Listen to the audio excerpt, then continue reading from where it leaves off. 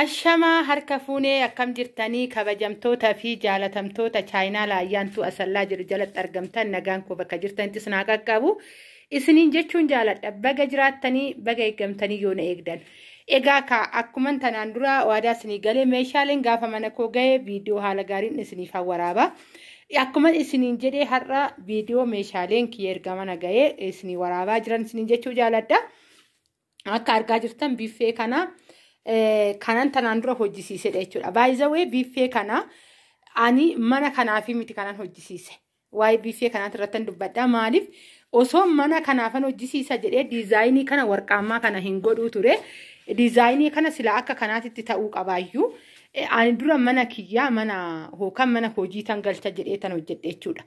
Kana maaliifan isiniin jechuu danda'e filannoo yeroo baay'ee gizee goonuu meeshaaleen xarabbeezaa keenyan biiffeen xarabbeezaa keenya wajjin deemuu qaba kan jedhuuf. Egaa ka fuulduratti jijjiiruun koo hin oolu akka argaa jirtan kana akka awwaarri hin fudhanneefan irra teechise malee biiffeen kanaadha jechuudha. Walumaa galatti awwaara fanidha akka awwaaraan tuqne jedhee fuulduratti kaamee biiffee kana maal akkan godhu walumaan ilaallaa nama kara meeshaalee kan itti darbu. Tanaan dura waa'ee teebilii televezyiiniin irra taa'u baay'ee meeshaa kana kaleessan galche. Kanaafuu televezyiiniin hin dhaabbanne isiniin jechuufani kalee galgalan galchee harri guyyaa sanbataadha. Viidiyoon hooma akkasin bira ga'u hin beeku malee viidiyoo isaa hojjedhee tan ture.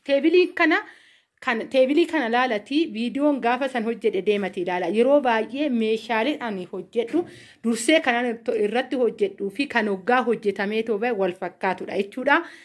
Kanaafuyyuu kan teebilii kana fakkaata viidiyoo irratti hojjedhee tan ture. Akkasuma xarabbeezaa kanallee irratti hojjedhee tan ture jechuudha. Xarabbeezaan kuni akka argaa jirtan wanniidhaan teebilii televezyiiniitti wal fakkaata. Maal qabaa asiin karraadha jechuudha. Kuni karra meeshaalee keessa godhachuu dandeessuudha. Isiniin jechuu jaaladha. Karri isaa gurraachaan baay'ee bareeda. Akkasuma kun immoo masaabadha jechuudha. Masaabaan kuni kara lamaanidha. Asiis teessee banuun dandeessaa. Soofaa gamaattis irraa teessee achis kararaanis qabannaa qaba jechuudha. Kara teebiliitittaan darbaa teebiliin illee akkuma argaa jirtan kana kan televezyiinii jechuudha. Masaabaa isaa akkana kan hin bahu. Aga dhumaatillee ofidde hin bahu jechuudha. Kana fakkaata qabannaa qaba asiin akka argaa jirtanii bootaa wannin ta'uudha. Jibbaasin ta'uudha. Asiin immoo waan barbaade naqatta asiin meeshaalee keeyatii asirra feetu suurawwan adda addaa naqachuu dandeessa. Fuulduratti kaa waliin laalaa deemna. Akkamiin akkan diizaayinii manaa naqu jechuudha isiniin jechuun jaaladha. Kana fakkaata masaabaa lama qaba kan televezyiinii jechuudha. Masaabaan isaa kan gara tokkommoo kanaadha. Baay'ee jabaadha. Baay'ee dhugaan isiniin jedha. Keessa isaallee akkuma argaa jirtan kanaa duubaa fuuldura waan hundaa isinitti argisiisatidha jechuudha. Kanan hojjedhu haala kanaanidha jechuudha. Kan hojjetame akka argaa jirtan kan xarabbeezatillee kara lachiinuu ni qaba kunooyi. Asiinis achiinis jechuudha kara lachiinuu. Waan barbaade akka barbaadetti keessa godhata. Kara soofatan deebi'a. Manni kiyya akkuma isiniin jedhe manni kiyya baay'ee xabbaabidha jedheera. Garuu maal fudhate soofaa eelii furateetoo jira. Akkaataa teechuma manaa anatuyyuu sirreeffate jechuudha. Egaa ka dubartiin meeshaan mana haa ga'uuf malee akkaataa itti sirreeffattu hin wallaaltu. Isiniin jechuun jaaladha. Soofaa kana baay'ee yoon dogongoruu baadhee irratti hin hojjenne nan hojjedha jedheen haalli donaan mijatiin hafe yeroon xalabsiisu. Erga xalabsiisee turee jira. Kara ji'a lamaatidha jechuudha. Ni tura dafee hin galu. Gizee kennitan erga qabdii kennitaniin boodadha meeshaa isa fakkaatu deemee kanatti xalabatte isa fakkaatu deemee kan fidee irratti hojjetu jechuudha. Haala kanaanii ganaadha jechuudha. Manni ayyaantoo sallaa ganaa hin xumuramne meeshaaleen mana keessaa. Akkuma waadaa isinii gale ergan mana koo sirreeffadhe mana koo ergan xumuradheen booda ani waa'ee nyaata aadaa irratti illee nan xiyyeeffadha jedhee yaada. Waa tokko lamaa miti kanan hojjedhu. Isin ana faana turtii gootan tana wanta baay'ee wanti barattanii jirtanii akkasuma dubartoonni shamarri jechuu koodhaa ati gaayilas qabaadhu gaayilas dhabe. Wantoota baay'ee wanti abdiin kutachiisu ni jira. Anarra waa baay'ee barattu fuulduratti wanta baay'ee jireenya koo waan isin barsiisu baay'ee ni jira. Asirraa kaatanii waan baay'ee irratti abdii godhattanii jireenya keessan abdii godhattanii wanti itti jiraattan baay'ee ni jira jedhee tayyaadha. Egaa kan wanti sirreessu ganaadha. Kuni jalqabaadha. Ganaa xumurallee ganaa argitanii xumurri kan hin jiru ittuma fufa jiraachatuma deemna jechuudha. Kanaafan isiniin jechuu jaaladha. Haala kanaan manni kiyya dhugaa baay'ee mana meeshaaleen manaaf simboodha. Baay'ee simboo kenneefii jira jechuudha. Meeshaaleen manatti galee baay'ee bareeda. warri haala kanaan xalabachuu barbaadanillee jiraatan taanan bilbila kiyyaa akkuma beekamu ka duwwaa 945 jahata sorry duwwaa 945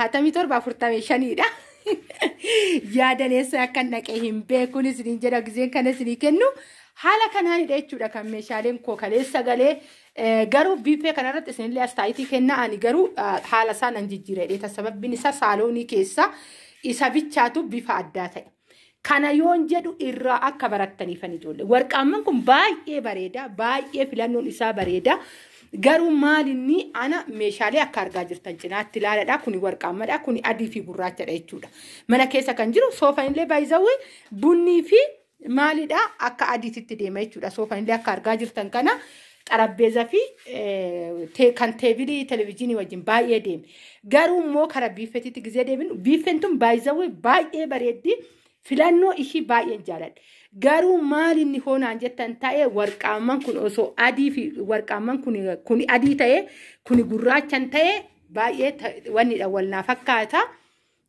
asirratti egaa kan yeroo dura kanan hojjedhaan akkuma isiniin jedhe asii fi mitiif hunduratti kaammoyyuu laalee waan hundaa sirreessaa isinis immoo astaayitii keessan naa barreessaa isiniin jechuun jaaladha baay'izawwee dubartiin mana ofiitiif siimboodha akkaataa ittiin mana ofii sirreeffatu akkaataa meeshaa mana ishii wajjin deemu tolchitee beetti ofiifan jechaa jira isinillee akkasuma dubartii jechuun waa hunda dubartii jechuun baay'ee beekti dhugaan keessattuu mana ofiit irratti dhugaan isiniin jedha keessattuu sirreessa manaat irratti meeshaan mana haa ga'uuf malee akkaataa wal fakkeessituun tolchitee beekti anis kaayyaantu asallaa dubartii keessaa nama tokkodha fuulduratti wanta sirraa'u qabu nan sirreessa dheetaa yaada kana fakkaatan isiniin jechuu jaaladha egaa warroonni xalabattanii jirtanillee meeshaalee baay'ee ijoollee baay'een xalabattee jirti kan tartiib kan hojjetamaa jirutu jira kan ba'u gaheetu jira hunda isaatu hin laaltaniin isiniin jechuu jaaladha egaa ka viidiyoon koo guyyaa har'aa kana fakkaata